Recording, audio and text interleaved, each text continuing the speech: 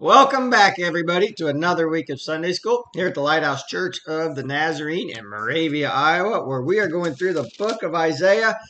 This week, we're going to be in Isaiah chapter 24. Now, Isaiah is a long book, 66 chapters, so it's going to take us a long time to get through the book of Isaiah. Now, when we just finished off in chapter 23, from chapters 13 to chapter 23, Isaiah just got done declaring judgment on 11 different nations, including the nation of Israel. Now, in Isaiah chapter 24, now he's going to turn to the entire world. Now, Isaiah 24 through 27 is sometimes referred to as Isaiah's apocalypse because it gives details of what will take place in the future. It's pretty much a condensed form of the book of Revelation. We could consider it the Cliff Notes of the book of Revelation. And Isaiah chapter 24 tells us about the 7-year tribulation that we read about in Revelation and also in the book of Daniel that'll take place during the end of this world before Jesus comes to rule and reign. Now, we love studying end times, do we not? At church, if we have a Bible study on Revelation or a sermon or Bible study on end times, people just flock to it because they want to know what's going to happen at the end of times. So, everybody's going to really enjoy Isaiah chapter 24 because it's going to tell us what happens at the end of time. So, let's get out our Bibles and let's follow along. We're in Isaiah chapter 24, verse 1. Behold, the Lord makes the earth empty and makes it waste, distorts its surface and scatters abroad its inhabitants. Notice what it says. This earth is going to be destroyed. That's what this book tells us right here. It's 2 Peter 3:10. In 2 Peter 3:10 it says, both the earth and the works that are in it will be burnt up. In the book of Revelation, it's Revelation 21:1. It says, a new heaven and a new earth, for the first heaven and the first earth have passed away. This earth that we're living on right now, it will not last forever. As much as we try to be environmentalists and save the planet, no, this earth is passing away. It is not going to last. So verse 2. So in verse 1 it says, guess what? This earth that's in it, it's going to be laid waste. Verse 2. And it shall be, as with the people, so with the priest. As with the servant, so with the master. As with the maid, so with her mistress. As with the buyer, so with the seller. As with the lender, so with the borrower. As with the creditor, so with the debtor. Who all is this going to happen to? The Bible tells us it's going to happen to everybody without regard for social class. I don't care how important you are or how important you think you are. You're not going to escape this. Remember, the Bible tells us, it's in Acts 10:34, that God is no respecter of persons. I wonder how many people think that their money and their power will protect them from then times of the apocalypse like this.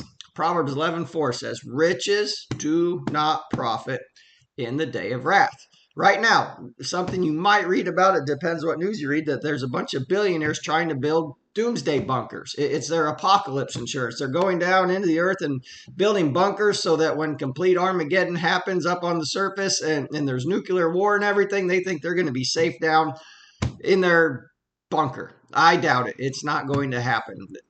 If complete anarchy is coming, how are they going to keep their people from turning on them? But anyway, these billionaires, they're building doomsday bunkers. The book of Revelation tells us that these people are going to hide in the cliffs of the rocks and say, fall on us, for the great wrath of the Lord has come. So, without respect of persons, it's going to happen to everybody. Verse 3. The land shall be entirely emptied and utterly plundered, for the Lord has spoken this word. Verse 4. The earth mourns and fades away. The world languishes and fades away. The haughty people of the earth languish.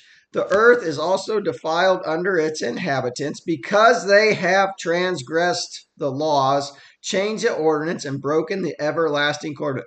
Isn't that interesting that Isaiah says right here, because they have transgressed the laws? Do you know the stuff that was once universally accepted as being wrong is now being celebrated?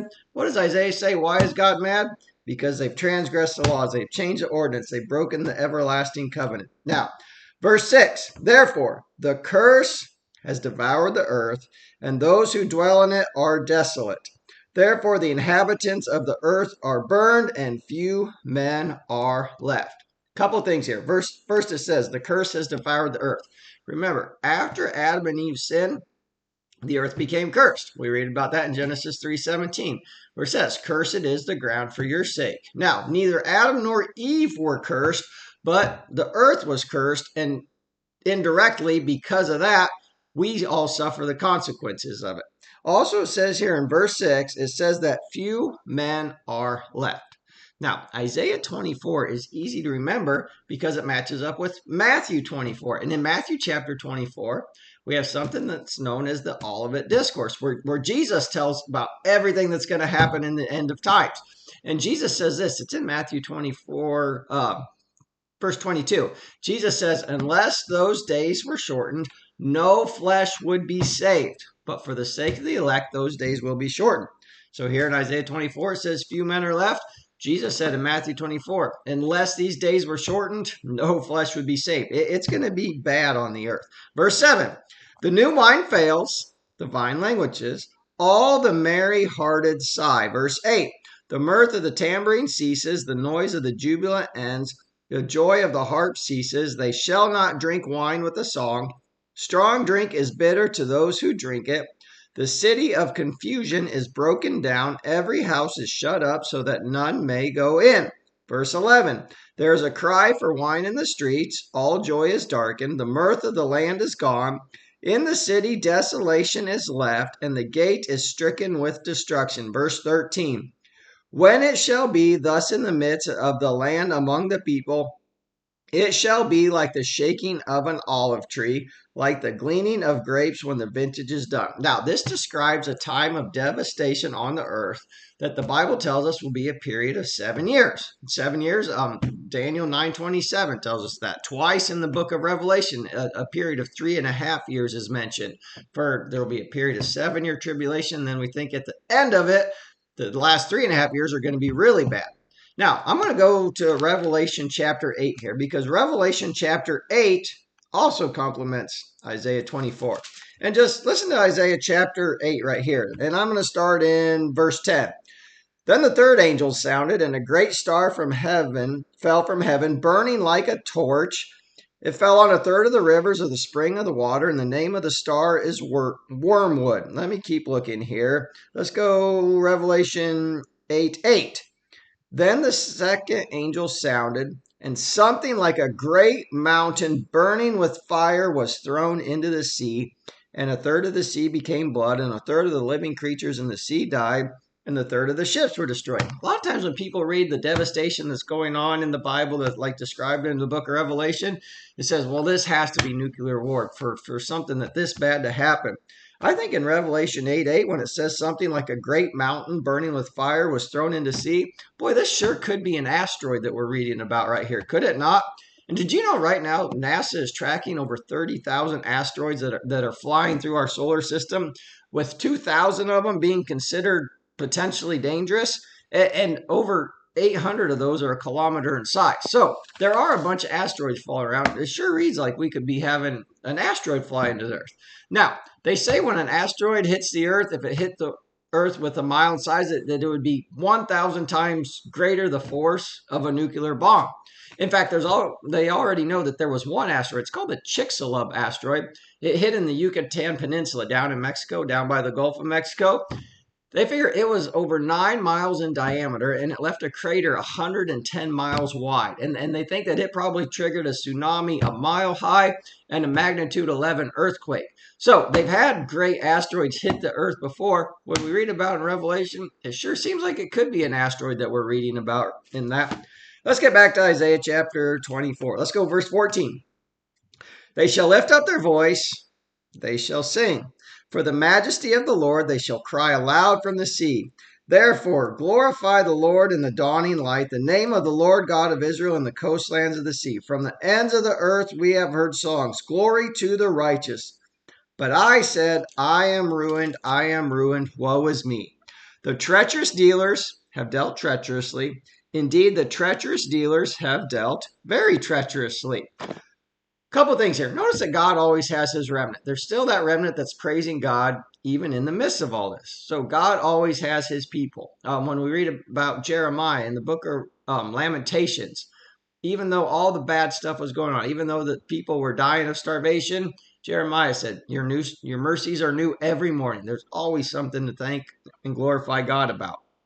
Also, notice it says here, the treacherous dealers have dealt treacherously. Indeed, the treacherous dealers have dealt very treacherously. It's always frustrating when you see the wicked prosper and when you see the wicked enriching themselves by bribery and greed and backhanded deals. But remember this, nobody gets away with anything. The Bible tells us, be sure your sins will find you out. They'll be found out. No, King David had the same problem. If you go and read Psalm 73, he says, why do the wicked prosper? And then he saw their end. Remember, everybody's going to have to stand in judgment for what they have done. That's why you have to ask for forgiveness from the Lord Jesus Christ. Let's keep going here. Verse 17. Fear and the pit and the snare are upon you, O inhabitant of the earth. Verse 18. And it shall be that he who flees from the noise of the fear shall fall into a pit, and he who comes up from the midst of the pit shall be caught in a snare. Now, it's interesting. Isaiah is referring to somebody who comes up from the midst of the pit. In the book of Revelation, I believe it's in Revelation chapter 9, it's actually referred to the bottomless pit, the abyss, and that Satan and the Antichrist come out of the bottomless pit. So it seems to be like there's some mention of that right here. So, for the windows from on high are open, and the foundations of the earth are shaken. Verse 19, the earth is violently broken, the earth is split open. The earth is shaken exceedingly. The earth shall reel to and fro like a drunkard, and shall totter like a hut. Its transgression shall be heavy upon it, and it will fall and not rise again. Couple things here. This has to be talking about a major earthquake, does it not? The earth is violently broken, it's split open, it's shaken exceedingly. And it's most likely talking about the major earthquake that will occur in the last days. It's actually mentioned 3 times in the book of Revelation. I doubt anybody takes notes while they're watching this, but the 3 times that major earthquake is mentioned in the book of Revelation is Revelation 6:12, Revelation 11:13, and Revelation 16:18. And I'm going to read from Revelation 16:18 real quick. So Isaiah talks about the earth being violently shaken. Let's go to Revelation 16:18. And it says, and there were noises and thunderings and lightnings, and there was a great earthquake, such a mighty and great earthquake as had not occurred since men were on the earth. Now the great city was divided into 3 parts, and the cities of the nations fell. And great Babylon was remembered before God to give her the cup of wine and the fierceness of her wrath. So in Revelation 16, it talks about a great earthquake that has never been such a big earthquake since the beginning of men. Isaiah 24 refers to it right now. Now, right now, the largest earthquake that's ever been recorded was a 9.5 on the Richter scale in 1960 back in Chile.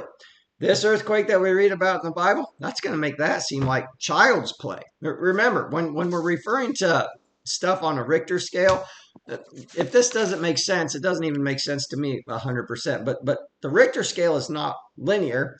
It's a logarithmic scale. So a 6 on a Richter scale is actually 10 times greater than a 5, and a 7 is 1,000 times greater than a 5. So the size of this earthquake, it's going to be astronomical right here. So verse 21, and it shall come to pass in that day that the Lord will punish on high the host of the exalted ones, and on earth the kings of the earth.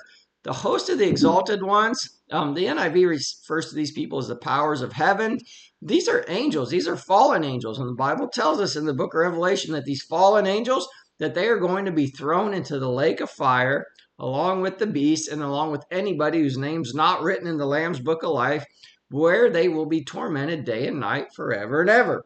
So, and then verse 22, they will be gathered together as prisoners are gathered in the pit, and will be shut up in the prison. After many days they will be punished. Verse 23, then the moon will be disgraced, and the sun ashamed. The Bible tells us that the sun and the moon, they will no longer shine. They're going to turn dark. For the Lord of hosts will reign on Mount Zion and in Jerusalem, and before his elders gloriously. This will be when Jesus Christ comes to this earth and establishes his reign for 1,000 years. Matches right up with what Isaiah is saying here. Now, we come to the end of all this great calamity and this tribulation that's going to be going on in the earth. And here's where what our question is. Are we as Christians, are we going to be here through all this calamity? Or do we get raptured out before it all happens? It's interesting. The Bible tells us exactly when the rapture takes place. Don't believe me? Turn to 1 Corinthians 15. Again, I say, the Bible tells us exactly when the rapture will take place. There's two main verses for rapture theology. It's 1 Thessalonians 4:15 and 1 Corinthians 15:51. I'm going to read to you from 1 Corinthians 15:51 right here, where the Apostle Paul says, "Behold, I tell you a mystery. We shall not all sleep, but we shall all be changed in a moment, in the twinkling of an eye, and then listen to this, at the last trumpet." When does the rapture take place? It takes place at the last trumpet. Well, and then we say, well, when is the last trumpet? I'm glad you asked. Turn to Matthew chapter 24. If you turn to Matthew chapter 24, remember I told you that this is the Olivet Discourse where Jesus tells us all about what's going to happen throughout at the end of the time. And I'm going to start in Matthew 24:29.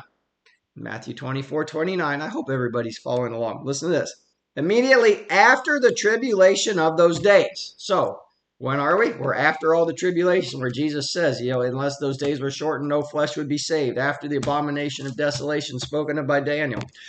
After the tribulation of those days, the sun will be darkened, the moon will not give its light, the stars will fall from heaven, and the powers of the heavens will be shaken. Then the sign of the Son of Man will appear in heaven. So this is after the sun and the moon and the stars have turned dark. Verse 30, then the sign of the Son of Man will appear in heaven, and all the tribes of the earth will mourn, and they will see the Son of Man coming on the clouds of heaven with power and great glory. And then listen to this, Matthew 24:31. And he will send his angels with a great sound of a trumpet, and they will gather together his elect from the four winds, from one end of heaven to the other. The Bible tells us the rapture will take place at the last trumpet. When is the last trumpet? Matthew 24:31. And you can read about it, match it up for yourself right there.